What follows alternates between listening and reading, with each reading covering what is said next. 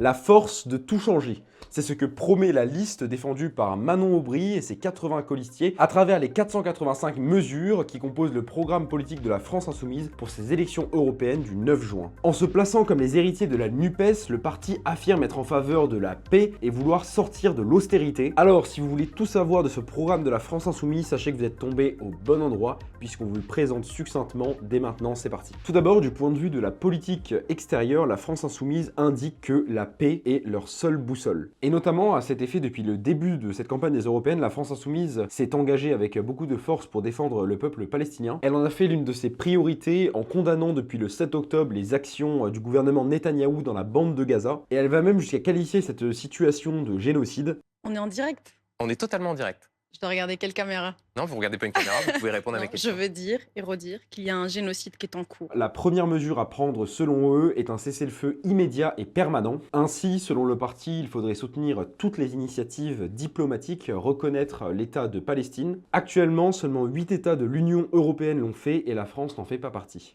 D'autre part, il plaide également pour la libération des otages israéliens encore détenus par le Hamas. Deuxièmement, la France Insoumise souhaite réduire les échanges avec l'État israélien, notamment les livraisons d'armes qui sont orchestrées par les États-Unis et par l'Union européenne majoritairement, mais également suspendre l'accord d'association entre l'Union européenne et Israël tant que les terres palestiniennes seront occupées selon eux. Enfin, la France Insoumise entend saisir la Cour pénale internationale pour juger les actions commises par le gouvernement israélien dans la bande de Gaza. D'autre part, le parti soutient les mêmes mesures sur le conflit russo-ukrainien et souhaite appeler à la paix et à un cessez-le-feu immédiat. Il plaide alors pour le retrait des troupes russes du territoire ukrainien et l'ouverture des négociations. Et pour aider l'État ukrainien de Volodymyr Zelensky à se reconstruire, il propose notamment de supprimer la dette ukrainienne ou alors de leur octroyer des subventions directes. Ainsi, quand on lit le programme de la France Insoumise, on s'aperçoit que la question de la paix est omniprésente. Il propose l'organisation d'une conférence sur les frontières et la sécurité collective en Europe, l'idée ici étant de réduire le risque de conflits à venir ou de régler des conflits gelés en Europe. Changement de thème maintenant, parlons économie, et l'une des mesures phares de la France Insoumise dans cette campagne est de mettre fin aux politiques d'austérité. Selon eux, ces politiques sacrifieraient nos services publics en allant piocher directement dans la sécurité sociale ou encore dans le domaine de la santé. Concrètement, pour financer ce programme de rupture sur le plan économique, on doit retenir 3 points. Tout d'abord, le parti souhaite effacer la dette de 750 milliards d'euros issue du plan de relance européen qui avait été mis en place en 2020 pour répondre à la pandémie de Covid-19.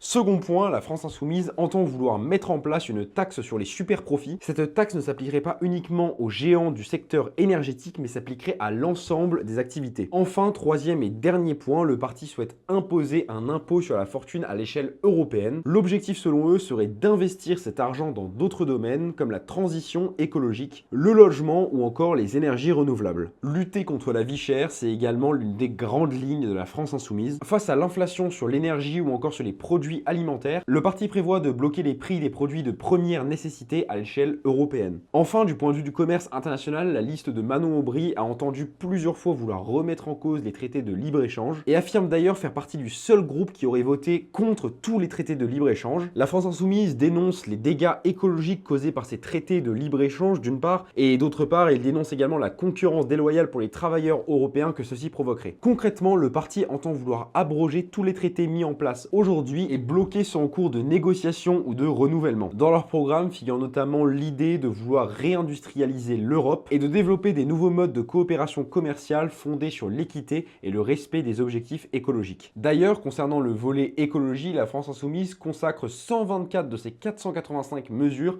à ce sujet. La première mesure à retenir, c'est que le parti souhaite renforcer le pacte vert européen qui vise à la neutralité carbone en Europe d'ici à 2050. La France Insoumise souhaite d'ailleurs avancer cette échéance de zéro carbone à 2040. De plus, le parti souhaite complètement sortir du nucléaire et de toutes les énergies carbonées pour se consacrer uniquement aux énergies renouvelables d'ici à la moitié du siècle. Pour cela, leur programme propose plusieurs solutions. Premièrement, la suppression des subventions directes ou indirectes accordées au secteur des énergies fossiles, ainsi que l'interdiction de toute nouvelle exploitation, ou encore la taxation des biens ou loisirs anti-écologiques de ceux qu'ils qualifient d'ultra riches. Leur programme écologique prévoit également le développement des transports en commun comme le bus ou le train. Ainsi, ils souhaitent baisser le prix des trains, qui est actuellement très élevé par rapport au prix de l'avion pour les mêmes distances, et développer le train de nuit dans l'ensemble de l'Union européenne. De plus, Manon Aubry et ses 80 colistiers souhaitent porter au niveau international le terme d'écocide. L'objectif serait de sanctionner pénalement les auteurs de ces atteintes graves à l'environnement. Enfin, au sujet de l'agriculture, la France Insoumise souhaite vouloir mettre la PAC au service des agriculteurs. Pour répondre aux besoins de l'agriculture, la France Insoumise souhaite une meilleure redistribution des fonds de la politique agricole commune aux agriculteurs. Évidemment, cette mesure serait favorable aux petits producteurs plutôt qu'aux grandes exploitations. Concernant la politique migratoire, le parti souhaite accueillir dignement celles et ceux qui cherchent refuge sur notre sol. Leurs ambitions sont de mieux répartir les migrants entre les différents pays européens, ce qui éviterait selon eux que certains pays soient surchargés. Encore une fois, il y a 3 mesures clés à retenir sur l'immigration. Premièrement, la France Insoumise s'oppose du début à la fin au pacte asile-immigration européen. Pour eux, le droit d'asile serait affaibli avec l'arrivée de ce nouveau pacte et ils souhaitent donc l'abroger. Deuxièmement, le parti souhaite remplacer Frontex par une nouvelle agence de secours en mer. En effet, le parti pointe du doigt les nombreux morts noyés en Méditerranée à cause de cette immigration. Enfin, le parti souhaite également la création du statut de détresse environnementale, ce qui justifierait la migration vers les pays européens en cas de catastrophe naturelle. Pour parler institution et révision des traités, maintenant, le parti souhaite mettre en avant un maximum de transparence des élus envers les populations. Concrètement, le parti souhaite mettre en place une base de données qui répertorierait tous les votes de leurs eurodéputés afin de pouvoir les consulter librement et gratuitement. Concernant le renforcement de la démocratie participative, le parti propose 2 choses. Premièrement, l'abaissement de l'âge légal pour voter aux élections européennes à 16 ans. Secondement, le parti souhaite abaisser le seuil pour introduire un référendum d'initiative citoyenne à l'échelle européenne. Actuellement, à 1 million de signatures requises, la France Insoumise souhaite diviser par 2 et abaisser le seuil à 500 000 signatures. Enfin, la France Insoumise soutient la proposition de créer des listes transnationales à l'échelle européenne, qui s'ajouteraient aux listes nationales habituelles pour les élections européennes de 2029. Dorénavant, au niveau social, la France Insoumise souhaite imposer à tous les pays membres de l'Union européenne de fixer un salaire minimum proportionnellement à leur salaire médian, ainsi que de faire passer les congés de 4 à 6 semaines par an. De plus, le programme souhaite également fixer un salaire maximum qui limiterait l'écart de 1 à 20 entre le salaire le plus bas et le salaire le plus haut d'une même entreprise. Enfin, le parti dit également vouloir s'engager pour défendre les droits des travailleurs et mettre fin au statut de travailleur détaché. Au niveau sociétal, maintenant, le parti s'engage à combattre toutes les formes de discrimination et de racisme.